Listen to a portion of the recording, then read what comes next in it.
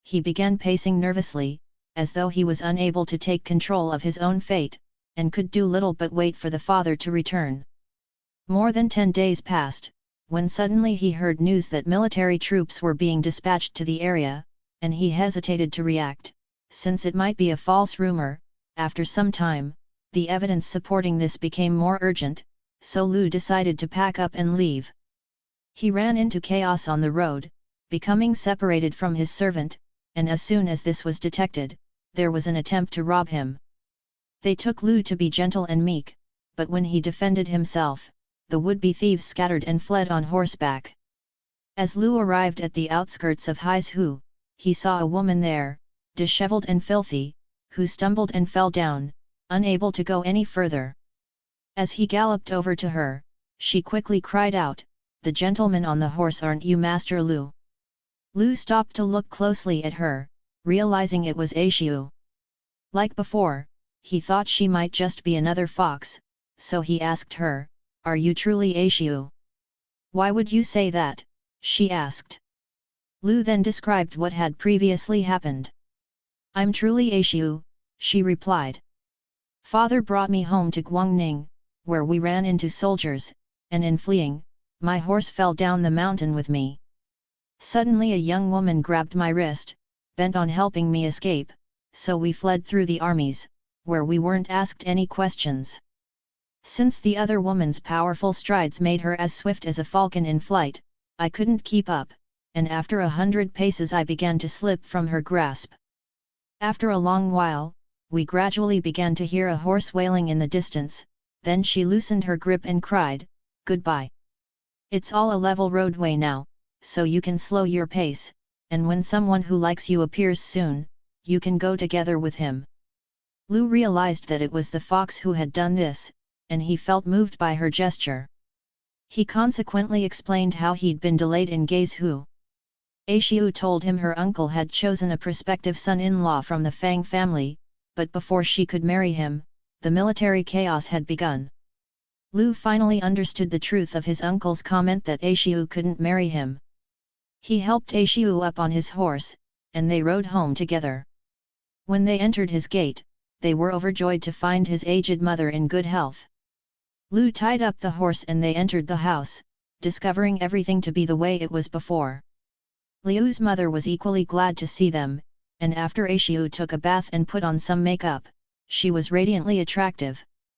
Liu's mother patted her hand affectionately and told her, "It's no wonder my son's so infatuated that he can't stop dreaming about you."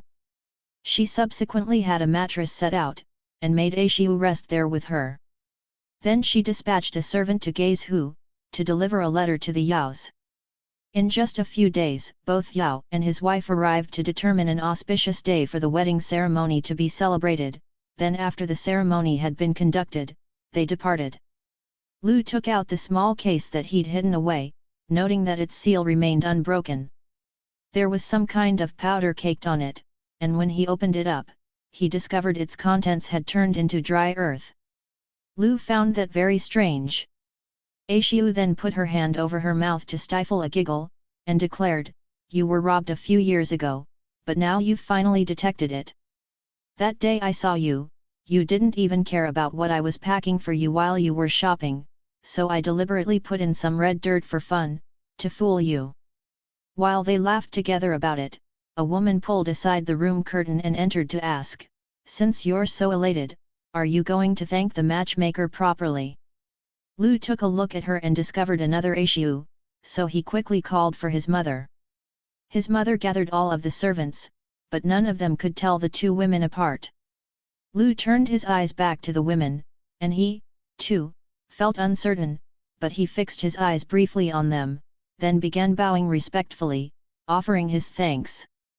The woman obtained a mirror and looked at herself, which made her blush in shame and rush outside, where Lu and Aishiu went to search for her, but to no avail. The couple felt grateful for what she'd done for them, so they set a place for her in the room, and offered sacrifices in gratitude.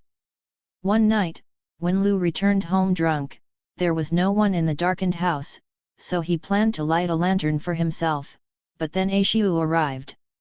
Lu pulled her aside and asked, "Where is everybody?"